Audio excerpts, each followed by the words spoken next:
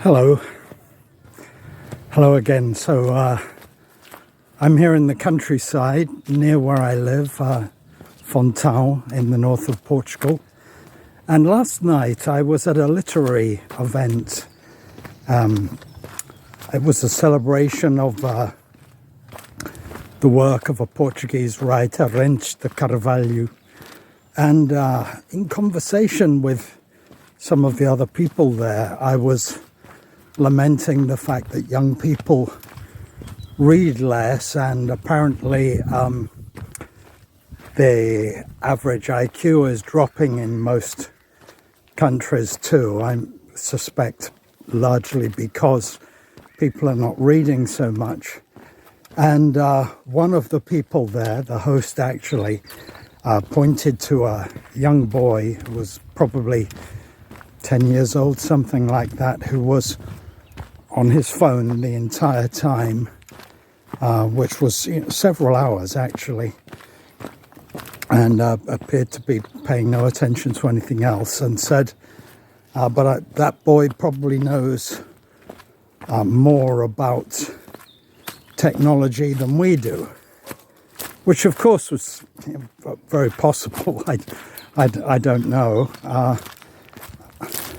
I'm not completely technophobic, and I'm not completely ignorant of technology, but certainly some young people know a lot more than I do. But what about wisdom? The problem is not the lack of technical knowledge of the young, or middle-aged, or elderly, but the fact that our culture is increasingly a very unwise one. And so that's what I'd like to talk about today, and where older people like me fit into this. For those of you who don't know me, my name is Gary Craig Powell. I'm a writer. I've written a couple of published books of fiction. Our Parent Who Art in Heaven, Flame Books 2022 was the last one. That's a satire on the cancel culture. And the first one was Stoning the Devil, Skylight Press 2012. Was a collection of linked short stories set in the Middle East, which are kind of topical at the moment, actually. I write a blog, Write Dangerously, has 650 subscribers, I think, not very big. And I've started this YouTube and Substack podcast a couple of months ago now. I don't think many people watch them. The last couple of podcasts I've done have been on my own work, reading or reciting my own work. I did a Portuguese poem, and last week a short story from the Stoning the Devil collection. They haven't been very popular, perhaps deservedly so. Who knows, perhaps I'm just not very charismatic. But as a person who no longer works for a living, and who's increasingly asking himself what my role is in life, and I know lots of other retired people are asking themselves that question too. I just want to investigate that a little bit. Some people just say, just have fun, you can do what you like, why don't you travel, play golf or go sailing or whatever you want to do. And of course there's nothing wrong with that. So I'm just negotiating the mud here. Nothing wrong with that, but personally I find I need a purpose in life, and and I think a lot of other people do. And it seems to me that we're living in a period where older people are not only not valued, but actually devalued. You've all heard this term gammon that's come out recently. It's particularly frequently used in the mouths of people of leftish and progressive tendency to describe people like me, that is older white men who are supposed to be privileged, supposed to be ignorant, and it's a term of contempt. There's no question about that. It's also in my view a racist and sexist term, because you couldn't possibly come up with a term anything like that to describe and stereotype a black person, let alone a black woman, for example. But it's completely acceptable to dismiss people of my demographic as it's described with this term. You are at best irrelevant, and it's not just the left. I've heard a lot of more conservative podcasts, the Lotus Eaters, for example, which in many respects I like, talking about the boomers with pretty undisguised contempt, actually. And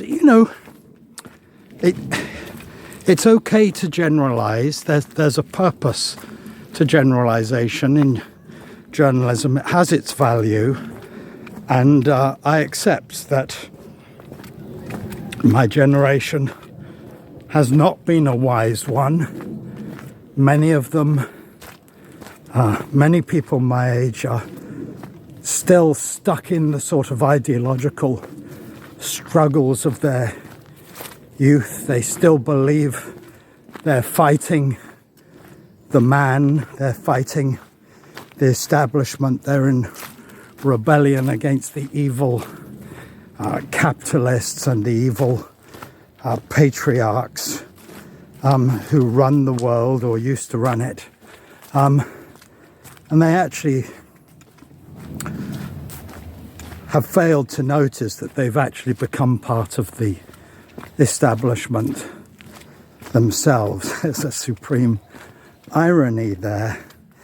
And they're in fact being used as useful idiots, really, both by these somewhat superfluous and anachronistic terms. Now people on the left and the right who want their votes, basically, and this is why a lot of more conservative people can hardly wait for the boomers to die, because a lot of the boomers, let's face it, are voting for so-called progressive parties that once championed the working classes, but in fact no longer do so. So I understand some of the vitriol. Well, no, I think vitriol is excessive, but some of the reservations, let's say. But what should older people be doing? Well, in my view, they should be a source of wisdom. And when I say wisdom, I don't necessarily mean that I expect all old people to be great sages. I don't claim to be one myself.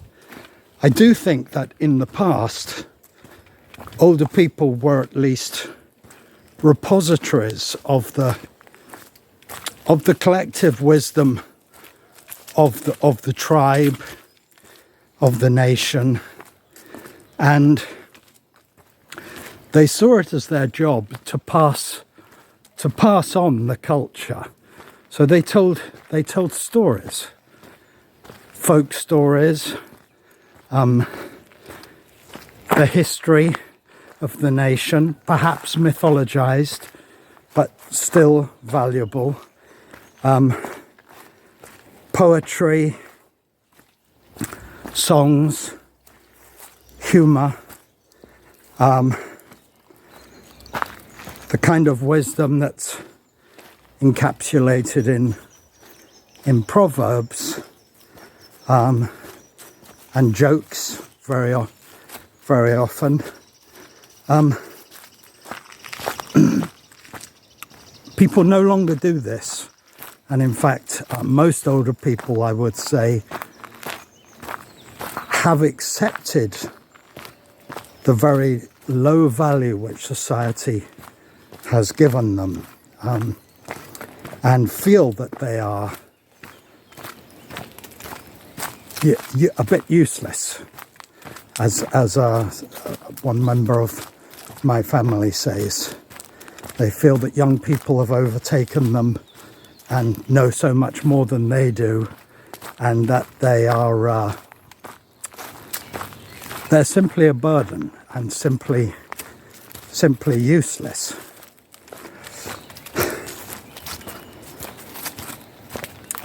I don't think that's true, but on the other hand, if the younger generations tend not to give you much respect, which clearly is the case, how do you react?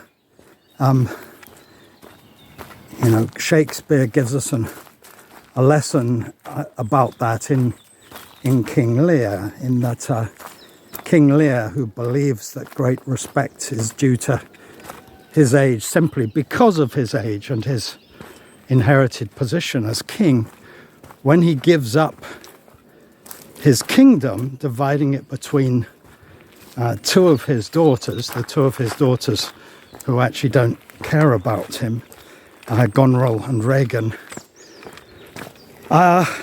he finds, in fact, when he tries to storm and bluster and rage, they treat him with utter contempt and humiliate him. So, I'm not suggesting that older people should be kind of clinging to power and imposing themselves. Not at all. But I do think that we should be making ourselves available and attempting to impart whatever wisdom we do have, we might have. And then it's really up to the younger generations to decide whether they want to listen to us or not. And so, yeah, that's how I feel about it. Sometimes I'm depressed by my own lack of impact. I'm not a famous writer, and now almost certainly never will be one.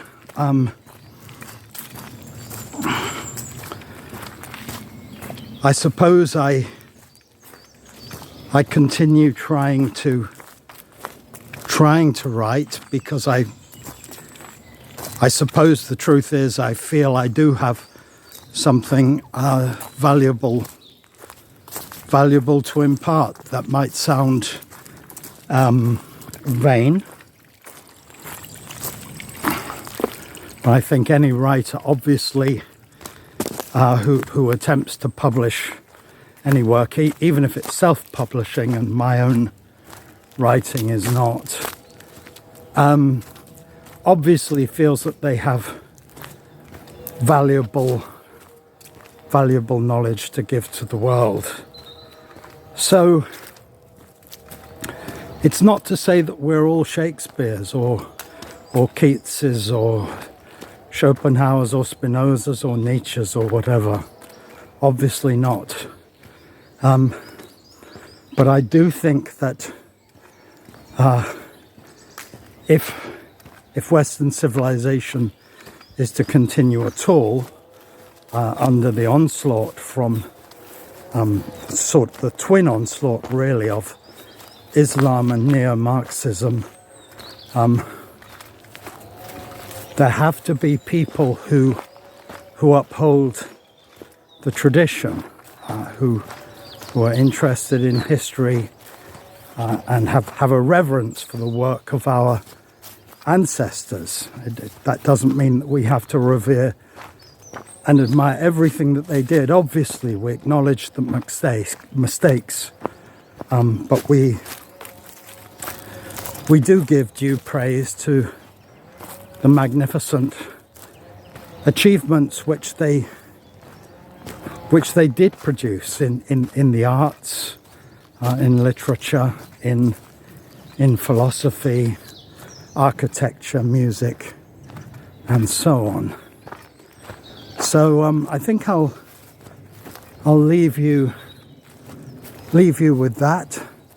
And I suppose my book recommendation, it's not exactly a book, but Shakespeare's King Lear. It's one of his greatest plays. It's a great play about old age and a meditation on the very sad fact that not all old people do become wise. I mean, Lear achieves a kind of wisdom very, very late. I mean, too late, really, at the absolute end of his life. He understands what real love is and how he relied too much on flattery and the insincere expressions of love. Watch the play if you can. There are some good versions of it. And I will say goodbye for now. So my fellow dangerous writers, free spirits, over men and over women, goodbye and until next time.